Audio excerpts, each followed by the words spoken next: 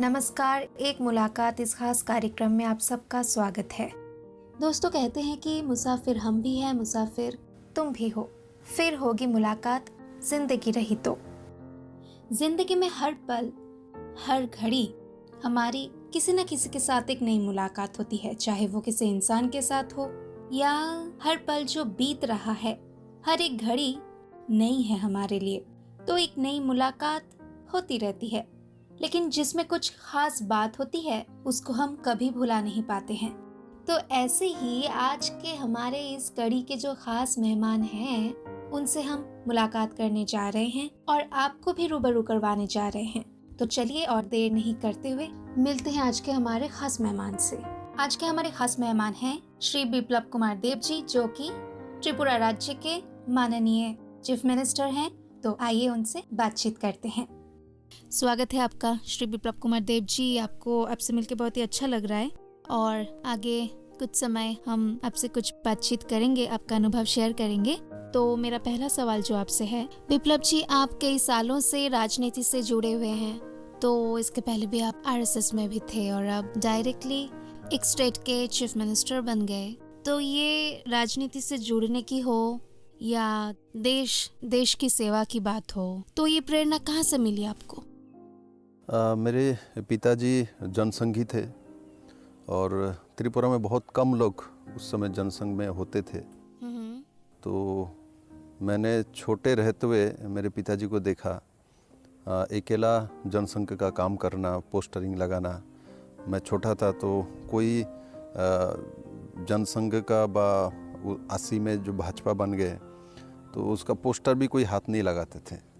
अस्पृश्य है, ये हिंदूवादी पार्टी है और यहाँ कम्युनिस्ट का प्रभाव रहे हैं, आपको पता है। तो उस दृष्टि से देखा जाता था। तो छोटे से हमने उस संस्कार को देखा पिताजी से। राजनीति में पिताजी तो थे ही और यहाँ बहुत ज़्यादा जनसंघ का भाजपा का प्रभाव नहीं थी, किंतु मेरे पिताजी ने जीवन भर जब तक दुनिया में रहे तब तक जनसंघ और भाजपा किया है। और उनके पिताजी के माध्यम से ही मैं छोटे से संघ के संपर्क में आया हूँ और शाखा में जाता था और जो दायित्व मुझे मिला बाद में हमने काम किया है। और बस उसी से संघ के माध्यम से ही हम दिल्ली पहुँचे हैं। संघ कार्यालय में रहे हैं झंडेवालन में। तो वहाँ से राजनीति के साथ तो छोटे से टच तो था ही। मेरे पिताजी इलेक्शन में भी खड़ा होता था यहाँ से। वोट ज़्यादा नहीं, 200, 250, 300, 600 इतना ही मिलती थी। किंतु वो भाजपा, जनसंघ, राष्ट्रीय स्वयंसेवक संघ, ये छोटे रहते बचपन से ही ये थी। और बाद में दिल्ली में संघ कार्यालय से जाने के बाद अलग अलग दायित्व में काम कर रहे थे इधर उधर, और किंतु पार्टी के साथ ही थे। और बाद में जनसंपर्क के त्रिपुरा के प्रमुख बना के 2015 में मुझे भेजा गया है। तो बहुत दिन बाद 1998 में मैं त्रिपुरा से दिल्ली चला गया था। जी। और 2015 में दोबारा आया हूँ, लास्ट में त्रिपुरा में वापस आया हूँ। और जनसंपर्क का प्रमुख के नाते तब अमित भाई शाह जी राष्ट्रीय अध्यक्ष थे। उनके नेतृत्व में मुझे काम करने का मौका मिला। और 2016 में आपने मुझे अध्यक्ष चुना है और इलेक्टेड अध्यक्ष था। यहाँ से इलेक्टेड होके पार्टी अध्यक्ष बना है 2016 में। और 2018 में मुख्यमंत्री के दायित्व नाते काम करना मैंने शुरू किया। मेरे जीवन में कोई इलेक्शन में पहली बार लड़ा था बनमालीपुर से, मेरा जो कॉन्स्टिट्यूंसी है। इससे पहले मैंने कभी भी कोई इलेक्शन नहीं लड़ी। और मुझे बनमालीपुर की जनता ने आशीर्वाद दी और माननीय प्रधानमंत्री जी के मार्गदर्शन में अभी काम करता हूँ। और त्रिपुरा को सर्वांगीण डेवलपमेंट जिसको बोलता है ओवरऑल, वो करने की कोशिश करता हूँ। जी बिल्कुल।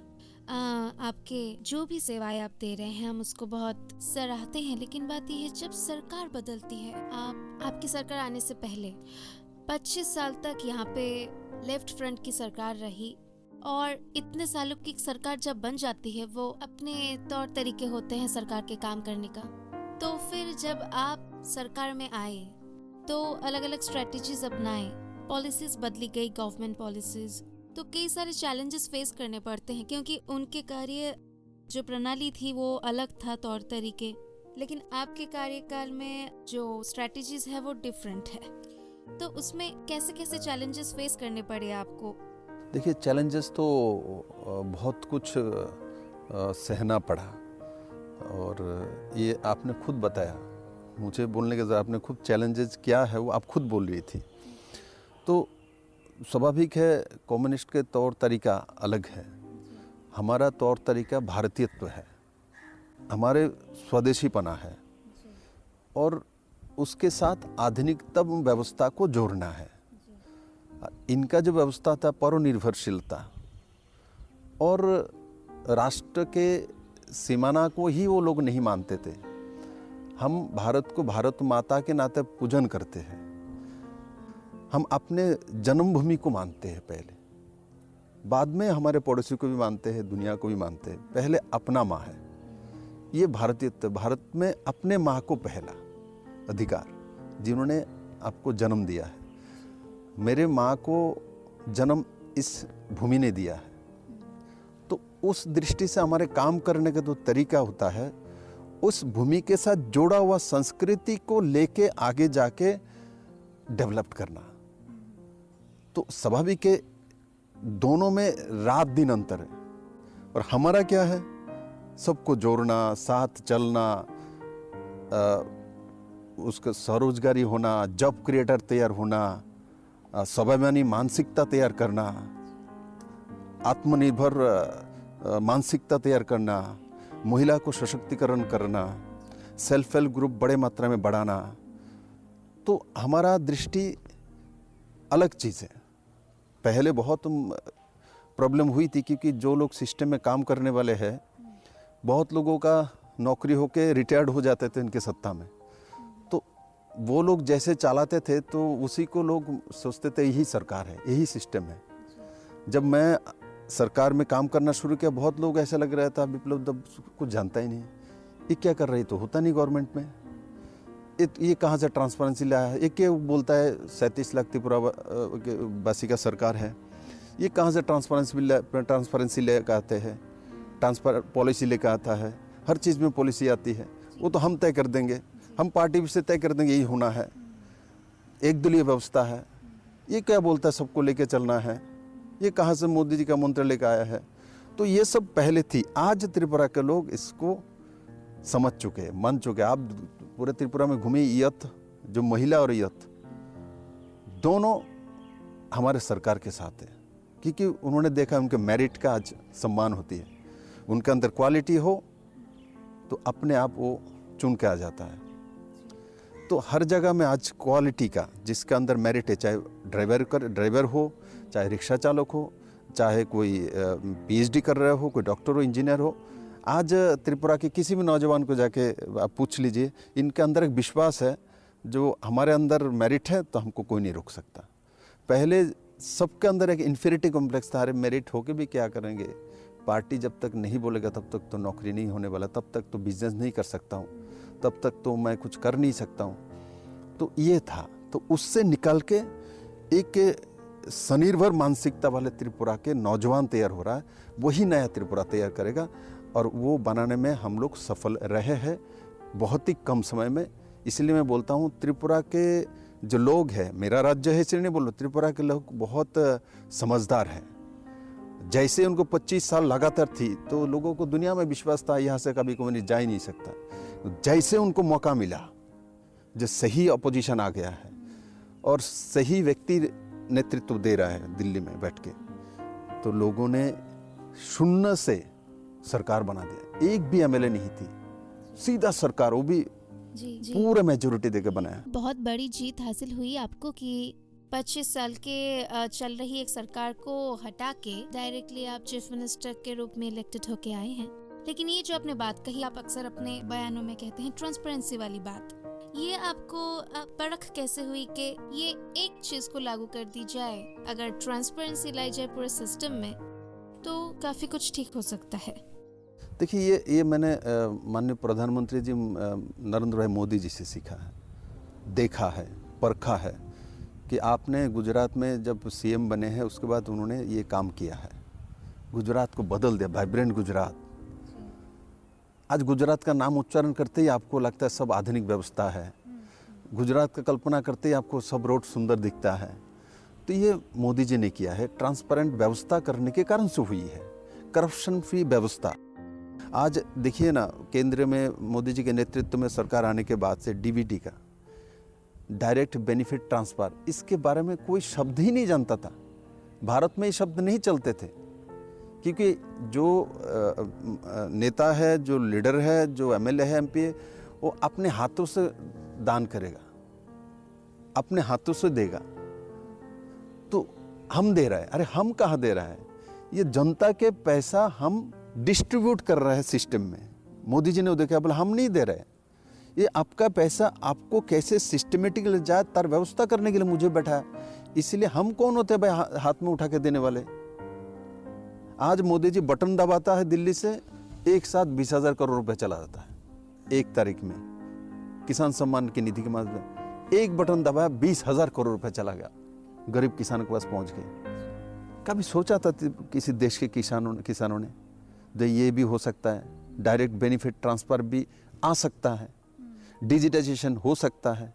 तो ये सब त्रिपुरा में हमने हर डिपार्टमेंट में लगभग लागू कर दिया है।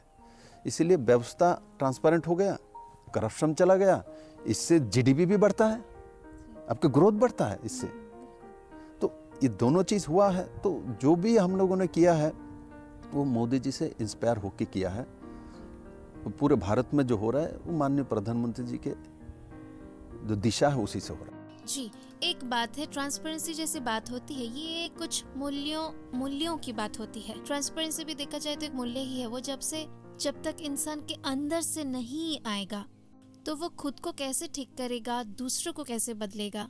तो सेल्फ ट्रांसफॉर्मेशन के लिए मूल्यों का होना बहुत ज्यादा जरूरी है। क्योंकि आप ब्रह्मा कुमारी संस्था से भी आप जुड़े हुए हैं और आप हाल ही में ब्रह्मा कुमारी के हेडक्वार्टर्स भी विजिट करके आए हैं, तो आपको क्या लगता है सरकारी क्षेत्र में भी काफी कुछ मदद मिलती है उनके जो भी कार्यकलाप हैं? मतलब जैसे जेल में जाके, सुधार गृह में जाके जो कैदी होते हैं वहाँ पे उनको भी जाके मूल्य शिक्षा के बारे में सिखाना, या जो डी एडिक्शन कैंप्स होते हैं, health checkups, free health checkups होते हैं, तो इन सब में सरकारी क्षेत्र में, सरकारी कामों में कितनी मदद मिलती है?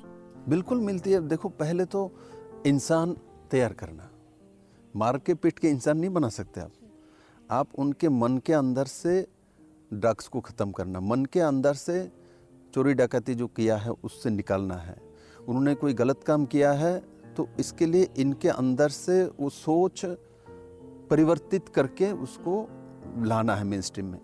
तो वो काम बखूबी ब्रह्मा कुमारी की बहन लोग हमारे त्रिपुरा में करती है, प्लस पूरे दुनिया भर में ही करती है। क्योंकि जब ड्रग्स में, ब्राउन शुगर में, इंजेक्शन में चले जाते हैं, उसका आत्मा ही तो मर जाता है। तो जैसे हमारे बहन लोग ब्रह्मा कुमारी के उनके आत्मा को जगाता है, तब वो नशा को भूल जाता है। कि आत्मा जागने वाले व्यक्ति कभी भी ये काम नहीं कर सकता। तो वो काम बखूबी मेरे बहन लोग करती है। अलग अलग कैंप भी इनकी होती है, उसमें भी लोगों को सब सिखाया जाता है, इंस्पायर किया जाता है। तो ये सरकारी माध्यम से हमारे, मैंने आपको पहले भी सोशल वेलफेयर डिपार्टमेंट की बहुत सारे सुधार गृह है, अनाथालय है, बच्चे के लिए है, तो सब में मैं देखता हूँ इनका जो काम सरकार के साथ मिलके करते रहते हैं। और इसलिए मैं इनको सराहना करता हूँ और मुझे बहुत अच्छा लगता है इनकी काम, और आगे और भी करेंगे ऐसा मुझे विश्वास है। जी, आगे भी उनको कुछ मदद चाहिए हो, सरकार की तरफ से उनको पूरी मदद मिलेगी, मतलब उनके काम को और बढ़ावा देने के लिए जो भी वो सेवाएं देते हैं? वो बिल्कुल, वो तो कविता बहन जी के साथ मैं जब अध्यक्ष रहा हूँ तब से परिचय है, और अब तो राज्य का मुख्यमंत्री के नाते काम करता हूँ। स्वाभाविक है, भाई मुख्यमंत्री हो तो बहन का अधिकार तो बढ़ता है। ठीक है। और एक बात, और एक सवाल है कि सत्ता आज है, कल नहीं है, पद पोजीशन आज है, कल नहीं भी हो सकता है, लेकिन कई बार होता है कि जब हमारे पास पद पोजीशन होते हैं तब हमको सलाम ठोका जाता है। तो जब कल पद पोजीशन नहीं होंगे तो हो सकता है हमको कोई सलाम नहीं ठोके। तो ऐसा लेकिन क्या काम करें हम जिस वजह से चाहे हमारे पास कल कुछ भी नहीं हो लेकिन फिर भी हमको इंसान याद रखे, उसके लिए क्या करना चाहिए हमको? आपका परसेप्शन क्या है? देखिए, इसके लिए जो काम दूसरे ने करके कुछ नाम कमा लिया, वो काम आप करिए। अपने से ऐसा कौन सा काम ऐसा कौन सा मिसाल कायम करें हम जो जिस कारण से आपको लोग जाने, आपको याद रखे जी। ऐसा कुछ करना चाहिए। मुझे याद रखे ना रखे ये तो पब्लिक के ऊपर है, जनता के ऊपर है, क्योंकि हम जनता से चुने हुए व्यक्ति हैं। किंतु मुझे पूरा विश्वास है हमारे त्रिपुरा के भाई बहन त्रिपुरा में जो ट्रांसपेरेंसी जो लाया है, एक दलीय व्यवस्था को जो खत्म किया है, उसके लिए जरूर मुझे याद करेगा। जी बिल्कुल। जो कि त्रिपुरा के लोगों ने विश्वास कर लिया था एक दलीय व्यवस्था ही रहेगा, 50% लोग लाभ लेगा, 50% बाद, क्योंकि हमारे दल में नहीं है। आज वो नहीं है, आज सबका साथ सबका विकास है। तो स्वाभाविक है मैं कहीं भी रहूं, मेरे त्रिपुरा के प्यारे जनता और स्वाभिमानी जनता वो जरूर याद रखेंगे। जी बिल्कुल। जब हमारे बारे में कुछ र्यूमर्स फैलते हैं, कुछ अच्छी बातें हमको सुनाई देती खुद के बारे में या खुद के जो कार्यकलाप है उनके बारे में, लेकिन कुछ गलत बातें भी जो र्यूमर्स फैलते हैं, तो उसको हम कैसे मतलब फेस करें? जब कुछ गलत बातें या अफवाहें फैलती हैं तो उसको किस प्रकार से हमको लेना चाहिए? आप अपने काम जो कर रहे हो उसमें आगे बढ़ते रहो और स्पीड बढ़ा दो। जो आप काम कर रहे हो उसमें और गति बढ़ा दो, आपको पकड़ नहीं पाएगा। आपका स्पीड और भी बढ़ा दो। आपने अपने 2 कदम चल रहे हो तो 4 कदम चलो। तो इसलिए वो अफवाह हो, जो भी बात है वो आपके साथ चल नहीं पाएगा। अपना स्पीड अप बढ़ा दो। इसका एक ही मंत्र है, अपने काम से और अपने ट्रैक से नहीं हिलना, चलते रहना, बस जीत आपका। तो सिस्टम हो, एक राज्य को चलाना हो या कोई राष्ट्र नीति को स्वच्छ रीति से चलाना हो, तो इसका मूल मंत्र क्या होना चाहिए? किस चीज को हमको फॉलो करके पकड़ के रखना चाहिए ताकि मतलब सिस्टम भी पूरा स्वच्छ रहे, करप्शन फ्री रहे, राष्ट्र को हम स्वच्छ बना के रखे, जितने भी पॉलिसीज है सबको हम करप्शन फ्री रखने के लिए मूल मंत्र क्या होना चाहिए? आपके आत्मा जिस काम के लिए मना करता है वो मत करो। बस आत्मा बोलती है, हर के पास आत्मा है। आत्मा सभी समय सच्च होता है। आप आपके आत्मा जब बोलता है ये मत करो, करना मत, आपको घंटी बजाता है। हम लोग कभी कभी जोश से, भय से, लालच से उसको मानते नहीं, तभी हम कुछ गलत करते हैं। आत्मा का सुनो तो आपसे कोई गलत नहीं करा सकते। वो तो आपके साथ ही है, वो आपको सच्चाई बताता है। तो मुझे जहाँ तक काम करने के समय यही लगा कि मेरे आत्मा जिसमें रोकता है, जो वो नहीं करना चाहिए, मैं नहीं करता। तो मैं देखता हूँ सब ठीक होती है। जब मैं आत्मा की बात नहीं सुनता तब मैं देखता हूँ वो काम सटीक नहीं होती। जी, मेरी आखिरी सवाल आपसे कि आपने ब्रह्मा कुमारी हेडक्वार्टर्स में विजिट किया और ब्रह्मा कुमारी संस्था से भी काफ़ी समय से आप जुड़े हुए हैं, तो इस संस्था का जो फाउंडेशन है, यहाँ पे राज्यों का मेडिटेशन सिखाया जाता है। सेल्फ ट्रांसफॉर्मेशन के द्वारा हम वर्ल्ड ट्रांसफॉर्मेशन कर सकते हैं, इसका क्या भूमिका है? आपको क्या लगता है? नहीं, बिल्कुल भूमिका नहीं, भूमिका हो चुकी है, ये प्रमाणित हो चुकी है। ऐसा नहीं, ब्रह्मा कुमारी के जो संस्था के माध्यम से मेरे बहनों पूरे दुनिया भर में सबसे बड़ा संस्था महिला के वही है। इनकी व्यवस्था, उनका योगा, उनके खान पान, उनका रहन सहन, इनकी आध्यात्मिकता, ये पूरे दुनिया भर में प्रतिष्ठित हो चुके हैं, जो इससे आत्मा का शुद्धिकरण होती है और अपने को जीवन में शुद्धिकरण के साथ साथ अच्छे काम के साथ तरक्की करना आती है।